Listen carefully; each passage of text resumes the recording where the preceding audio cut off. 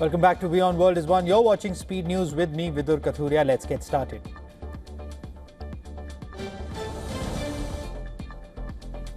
US President Donald Trump threatens a 200% tariff on French wines and champagnes to pressure French President Macron into joining the Gaza Board of Peace. This comes after reports say Macron is unlikely to accept the invitation.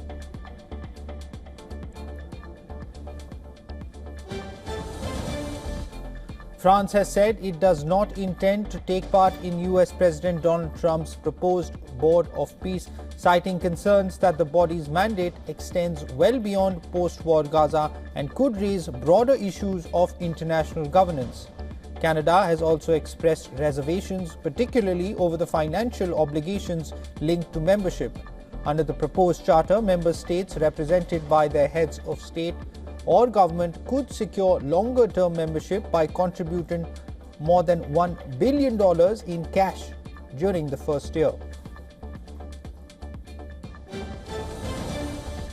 Several domestically operated messaging applications in Iran came back online early today. This, according to a China media group reporter.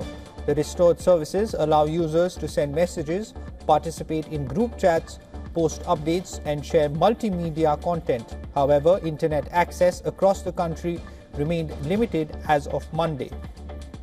On Sunday, Iran reinstated access to Google's search engine, bringing an end to a 10-day nationwide internet shutdown. Text messaging services had resumed a day earlier. The restrictions were imposed on January 8th after authorities cited riots and terrorist attacks aimed at civilians, security forces and government facilities.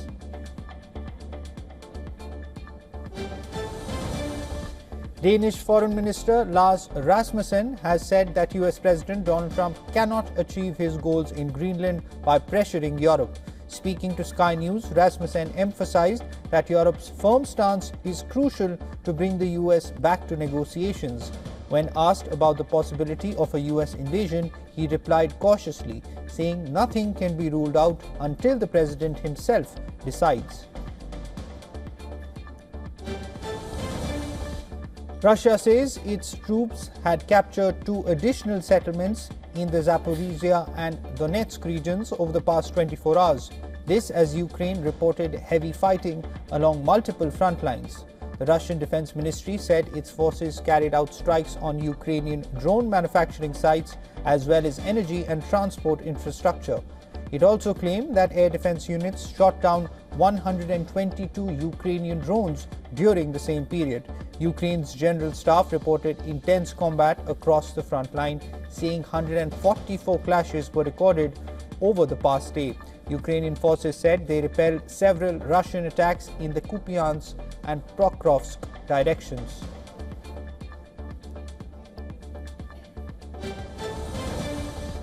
Ukrainian authorities have reported that Russian forces carried out an airstrike on Kharkiv targeting civilian residential areas. Kharkiv mayor said 3 guided bombs hit the city, one striking a private home, killing a woman and injuring 9 others. At least 30 homes were damaged, with 1 completely destroyed and 7 vehicles were hit. He added, in a separate strike, Russian attacks also damaged all industrial facility and the city's energy infrastructure.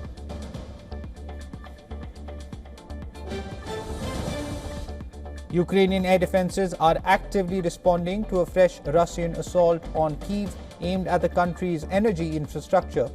Russia has intensified strikes on Ukraine's power grid using drones and missiles. Strikes have left millions without electricity amid freezing temperatures that have dropped to minus 20 degrees Celsius.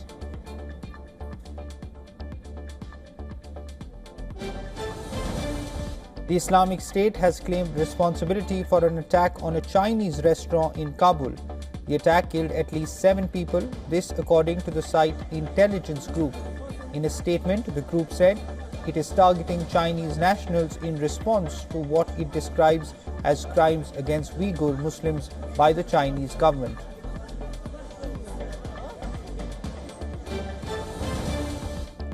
China has called on Afghan authorities to promptly investigate the explosion at a Chinese restaurant in Kabul that killed 7 people, including 1 Chinese national.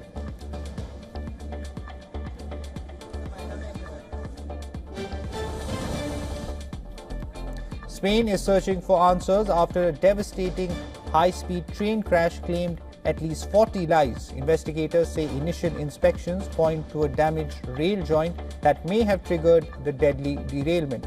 Sources briefed on the preliminary investigation said technicians have identified a broken joint between sections of rail near the crash site. The defect is believed to have existed for some time and may be central to determining the exact cause of the accident. Prime Minister Pedro Sanchez visited the crash site on Monday. Sanchez cancelled his planned trip to the World Economic Forum in Davos following the tragedy.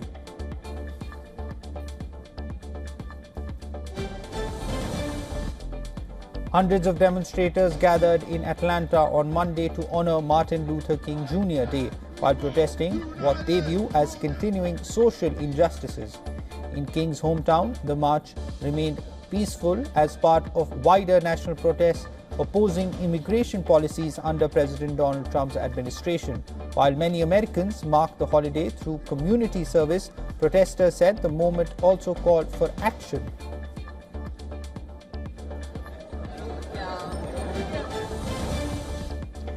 A tragic accident occurred south of Johannesburg on Monday when a minibus collided with a truck, resulting in the deaths of 13 school children.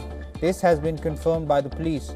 This incident adds to a series of deadly crashes in South Africa, where speeding, careless driving, and poorly maintained vehicles continue to plague the roads. The crash took place near the Vanderbilt Park, an industrial city roughly 40 miles from Johannesburg.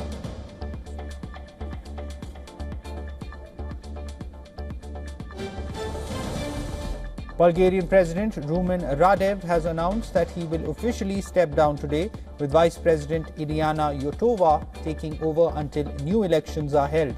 Radev's term, originally set to end in 2026, marks the first presidential resignation in Bulgaria since its 1991 independence from the Soviet Union. In a national address, Radev spoke of future challenges and unity, saying, "We are ready, we can and we will succeed."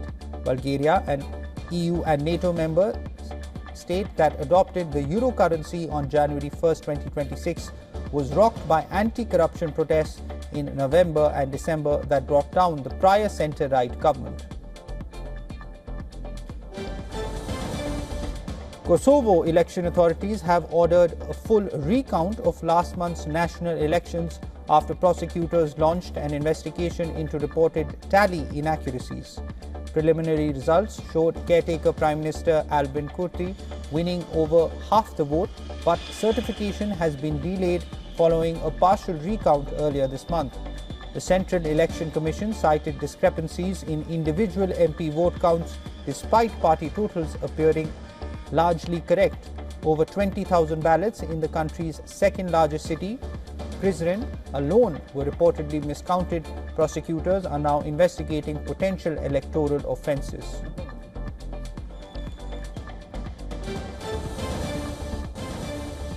Turkish police clashed with protesters in Diyarbakir, a predominantly Kurdish city, using force, pepper spray and plastic bullets.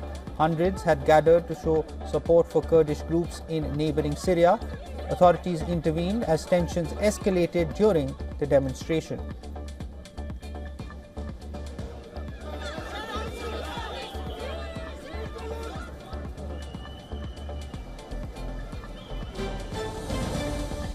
"90 migrants rescued in the central Mediterranean by the humanitarian vessel Ocean Viking have arrived in Palermo, Sicily. They were received by port authorities and the Italian Red Cross. The ship, run by the French NGO SOS Mediterranean, has rescued 123 people so far this year.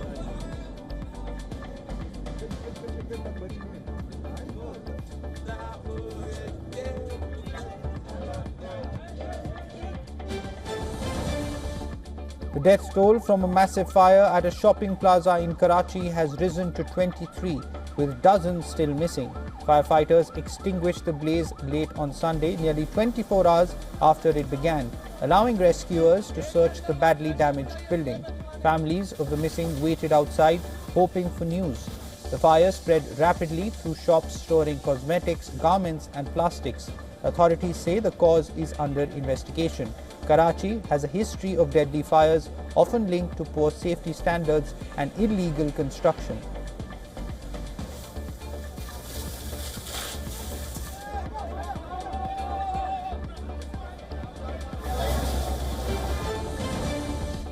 The anti-terror operation Trashi-1 has entered its third day in the dense forest of Singhpora in Kishtwar, Jammu and Kashmir. Security forces are carrying out an extensive search to neutralize the terrorists hiding. The operation turned tragic with the martyrdom of a Special Forces soldier. Despite sustaining injuries, several personnel received on-site first aid and have rejoined the operation.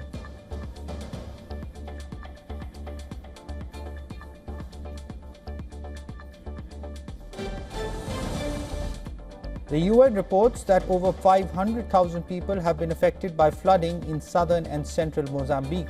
Heavy rains since mid-December have inundated the provinces of Gaza, Maputo and Sofala. UN deputy spokesperson said the floods have severely damaged health facilities and nearly 5,000 kilometers of roads across 9 provinces, cutting off supply routes. Authorities also reported the loss of more than 27,000 livestock.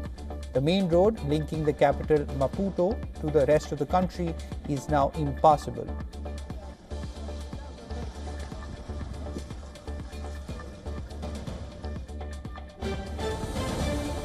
A winter storm moving across the country has brought dangerous whiteout conditions to Buffalo, New York. The National Weather Service has issued widespread warnings cautioning that parts of the Midwest and Northeast could face either extreme cold or significant winter storms. The impacted area stretches from northern Minnesota through Wisconsin and Indiana, and east into Ohio and Pennsylvania. Officials warn travel could be hazardous and urge residents to prepare for rapidly changing and potentially life-threatening winter weather conditions.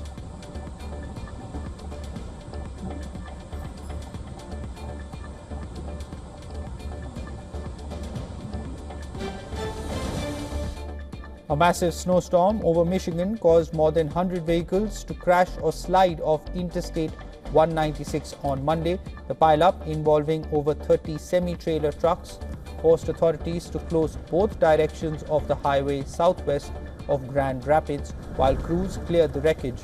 Michigan State Police reported multiple injuries but confirmed no fatalities.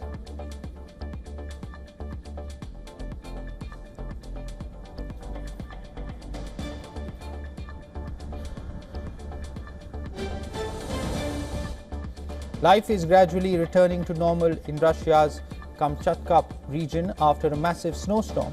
Residents were spotted clearing streets as traffic slowly resumed on snow-covered roads. The area was hit last week by a powerful cyclone which brought fierce winds and record-breaking snowfall, with snowdrifts reaching over 3 meters, which is approximately about 10 feet.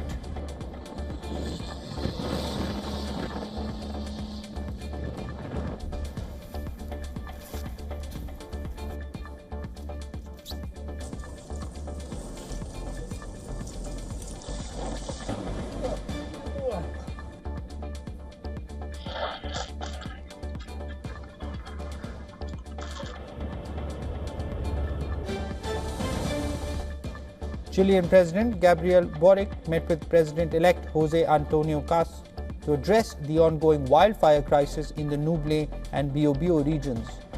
Boric confirmed that at least 19 people have died and warned that the number of destroyed homes could rise sharply.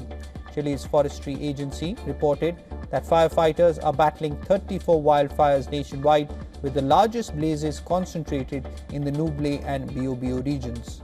Residents continue to sift through debris as emergency crews work under challenging conditions to contain the fires.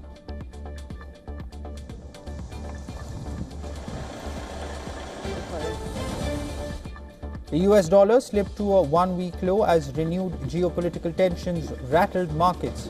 The dollar index fell to around 99 after President Donald Trump's fresh tariff threats against European allies over Greenland revived the so-called Sell America trade. Investors sold US stocks, treasuries and the dollar amid concerns about prolonged uncertainty, strained alliances and possible retaliation. The yield on the 10-year Treasury edged higher to about 4.26%, while markets continue to expect the Federal Reserve to keep rates on hold at its next meeting. The dollar was little changed against the yen and the Chinese yuan, while the euro and pound traded flat. Risk sentiment also weighed on cryptocurrencies, with Bitcoin and Ether slipping in early trade.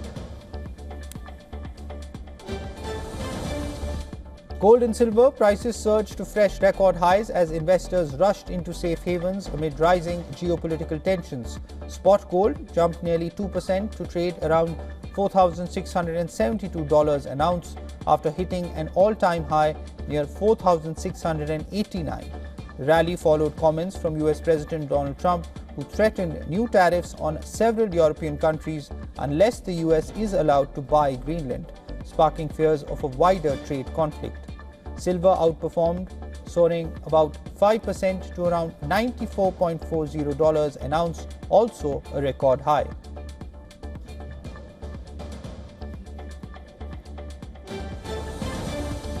Oil prices edged higher on Tuesday as stronger than expected economic data from China lifted optimism about global demand. Brent crude rose about 0.3% to around $64 a barrel.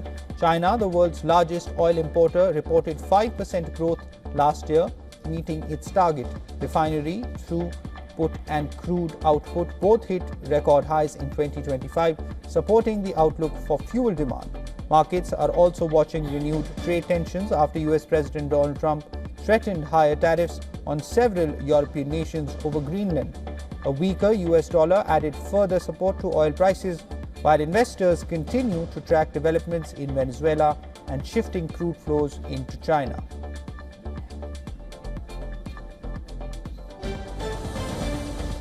Asian markets traded cautiously as Japan's long-dated bond yields climbed to fresh highs and investors weighed renewed US-Europe trade tensions.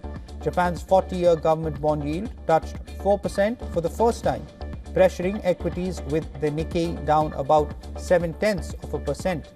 Sentiment was also dented by fresh tariff threats from US President Donald Trump, who warned of duties of up to 25% on exports from 8 European nations over Greenland, prompting talk of European retaliation. In China, the central bank kept loan prime rates unchanged for an 8th straight month. Elsewhere, South Korean stocks slipped, Australia fell nearly 0.5%, and US futures pointed to a weaker Wall Street open.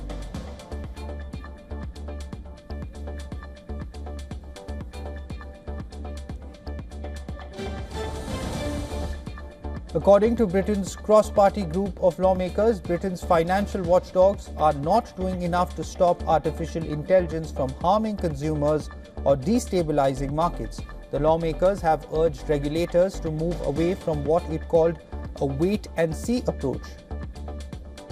In a report on AI in financial services, the Treasury Committee said the Financial Conduct Authority and the Bank of England should start running AI-specific stress tests to help firms prepare for market shocks triggered by automated systems.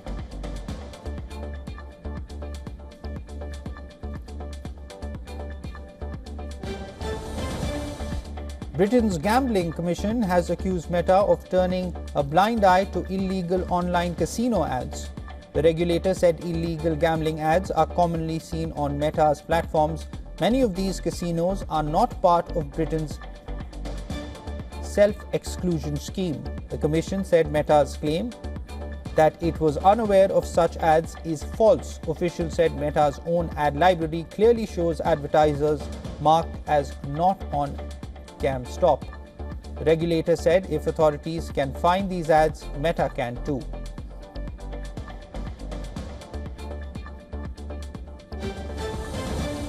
According to a Reuters report, Malaysia's sovereign wealth fund says it will invest more in power infrastructure and semiconductors as AI drives the next growth cycle.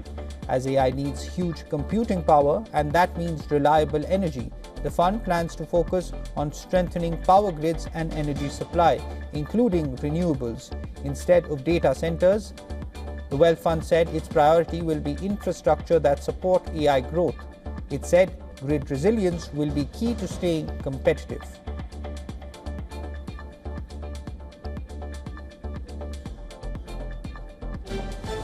In tennis, Novak Djokovic has become just the second player after Roger Federer to record 100 victories at the Australian Open. Djokovic beat Spain's Pedro Martinez in straight sets to achieve the feat. The 24-time Grand Slam champion won the match with a scoreline of 6-3, 6-2, 6-2 in 2 hours. The Serbian has set up a second-round clash with Italian qualifier Francesco Mastrelli. Djokovic also made a slice of history on Monday. It was his 81st Grand Slam appearance, equaling the all-time record for men's singles appearances alongside old rivals Roger Federer and Feliciano Lopez. Italian fashion designer Valentino Garavani, known to the world simply as Valentino, has died at the age of 93. The cause of death was not immediately known. Valentino ranked alongside Giorgio Armani and Karl Lagerfeld as the last of a leading generation of designers. His last catwalk show was held in January 2008 in Paris.